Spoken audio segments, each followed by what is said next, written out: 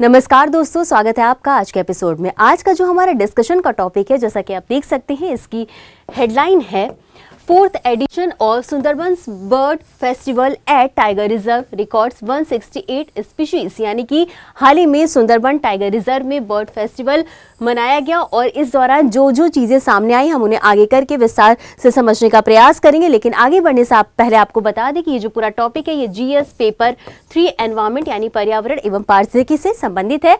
और इसी के साथ हम आगे बढ़ेंगे और सबसे पहले देखेंगे हालिया घटनाक्रम के बारे में।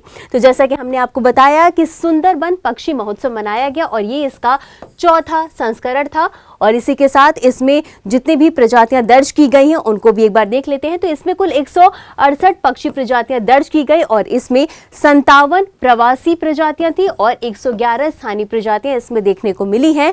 हालांकि इस दौरान कुछ संकटग्रस्त प्रजातियां भी दर्ज की गई हैं, जिसमें कि कुल 14 प्रजातियां दर्ज की गई हैं, ऐसी प्रजातियां जो कि संकटग्रस्त स्थिति में हैं। और इसके अलावा इसमें शामिल हैं Eurasian curlew, grey plover, great knot, common redshank, white rumped vulture. इन्हें पहली बार दर्ज किया गया है इस फेस्टिवल के दौरान। अब ये बात करते हैं कि ये जो पूरा फेस्टिवल है उनमें किन किन क्षेत्रों को रखा गया था। तो इसमें मुख्य रूप से राष्ट्रीय उद्यान पूर्व और पश्चिम, बसीरहाट, संजय खाली वन्यजीव अभ्यारण्य, मतला और कलास पर्वतमाला के क्षेत्र को शामिल किया गया था। इसके अलावा आपको बता दें कि जो इसका पिछला संस्करण था उसमें कुल 153 प्रजातियां दर्ज की गई थी। तो ये तो हमने समझा मुख्य बातें। अब आगे बढ़ेंगे और समझेंगे सुंदरबन टाइगर रिजर्व के बारे में मुख्य बिंदुओं को। तो सबसे पहले तो हम यही समझेंगे कि ये कहाँ स्थित है। तो ये पश्चिम बंगाल में स्थित है। और आपको बता दें कि पहले जो है इसका एरिया कम था, लेकिन 2025 में इसमें संशोधन किया गया और इसका अब वर्तमान में जो क्षेत्रफल है वो कुल 3629.57 वर्ग किलोमीटर क्षेत्रफल में अभी वर्तमान में ये टाइगर रिजर्व फैला हुआ है। आप यहाँ पर मैप में देख सकते हैं, ये आपका सुंदरबन टाइगर रिजर्व वाला एरिया है।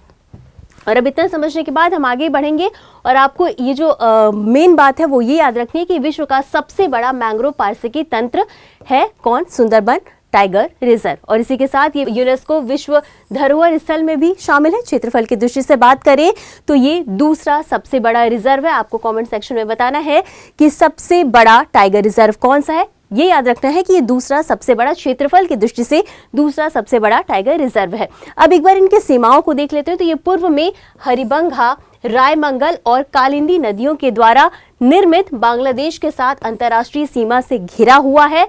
और इसके अलावा इसके दक्षिण में बंगाल की खाड़ी स्थित है। पश्चिम सीमा मटला नदी के द्वारा निर्मित है, यानी मटला नदी के द्वारा इसकी ये जो टाइगर रिजर्व है इसकी पश्चिमी सीमा बनती है। और उत्तर पश्चिम की ओर विद्या और गोमती नदियों से ये टाइगर रिजर्व जो है वो घिरा हुआ है।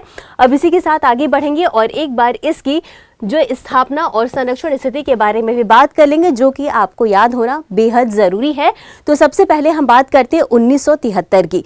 तो 1973 में प्रोजेक्ट टाइगर के तहत इसे टाइगर रिजर्व घोषित किया गया था और 1989 में इसे बायोस्फीयर रिजर्व घोषित किया गया। फिर आती है 2001 की बारी। तो 2001 में इसे यूनेस्को द्वारा बायोस्फीयर रिजर्व के रूप में मान्यता मिली थी और 2019 में रामसर आर्द्रभूमि स्थल इसे घोषित किया गया था। और इस लिहाज से ये जो टाइगर रिजर्व है वो बेहद इंपॉर्टेंट हो जाता है।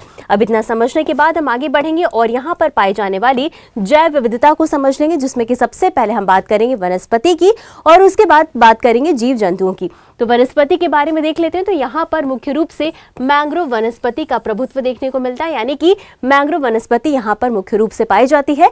तो मैंग्रोव वनस्पति वो पेड़ पौधे होते हैं जो कि अक्सर खारे पानी में उगते हैं, जहाँ पर कीचड़ के स्थल होते हैं वहां पर ये पाए जाते हैं। हालांकि ये बेहद जरूरी होते हैं और ये जो है एक सुरक्षा, तटीय क्षेत्रों में सुरक्षा कवच की तरह काम करते हैं। इस लिहाज से ये बेहद महत्वपूर्ण माने जाते हैं। इसके अलावा यहाँ पर सुंदरी, गेवा और गोलपाटा जैसी प्रमुख प्रजातियां पाई जाती हैं और इसी के साथ खारे पानी और ज्वारीय परिस्थितियों के लिए ये अनुकूलित होती हैं, ये जो वनस्पति हैं, और इस कारण इन्हें न्यूमेटोफेर भी कहा जाता है। अब बात करेंगे जीव जंतुओं की। तो यहाँ पर रॉयल बंगाल टाइगर का एकमात्र मैंग्रोव आवास है, यानी कि यहाँ पर मुख्य रूप से रॉयल बंगाल टाइगर पाए जाते हैं।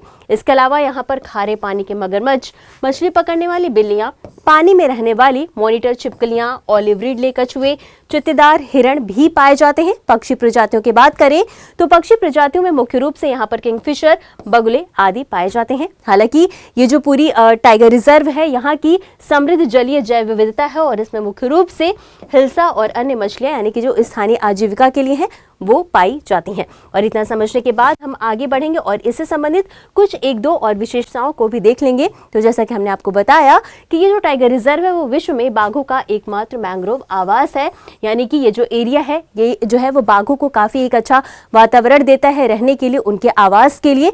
ये जो मैंग्रोव जहाँ पर पाए जाते हैं वहाँ पर ये आसानी से रह सकते हैं, इनके आवास के लिए प्रमुख माना जाता है।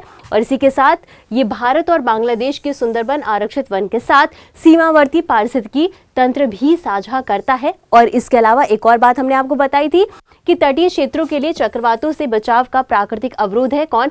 मैंग्रोव, यानी कि मैंग्रोव जो है वो प्राकृतिक अवरोध की तरह काम करता है। ये जो चक्रवात वगैरह होते हैं उनके जल को आने से, तटीय क्षेत्रों में आने से रोकता है, एक अवरोध की तरह काम करता है। तो ये था हमारा आज का पूरा डिस्कशन का टॉपिक। अब बारी है इससे जुड़े एक अभ्यास प्रश्न को देखने की।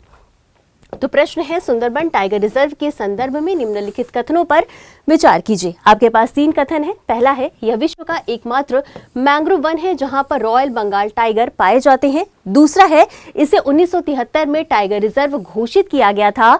और तीसरा कथन है, हाल ही में इसका विस्तार किया गया है जिससे यह भारत में क्षेत्रफल की दृष्टि से सबसे बड़ा टाइगर रिजर्व बन गया है। उपर्युक्त कथनों में से कौन सा या कौन से सही आपको बताने हैं। ऑप्शंस है ए केवल 1, बी केवल 1 और 2, सी केवल 2 और 3 या डी 1, 2 और 3। और इस प्रश्न का उत्तर आपको हमेशा की तरह कमेंट बॉक्स में देना है। तो आज के लिए बस इतना ही। मिलते हैं अगले एपिसोड में इसी तरह कुछ अहम और जरूरी खबरों के साथ। तब तक के लिए धन्यवाद।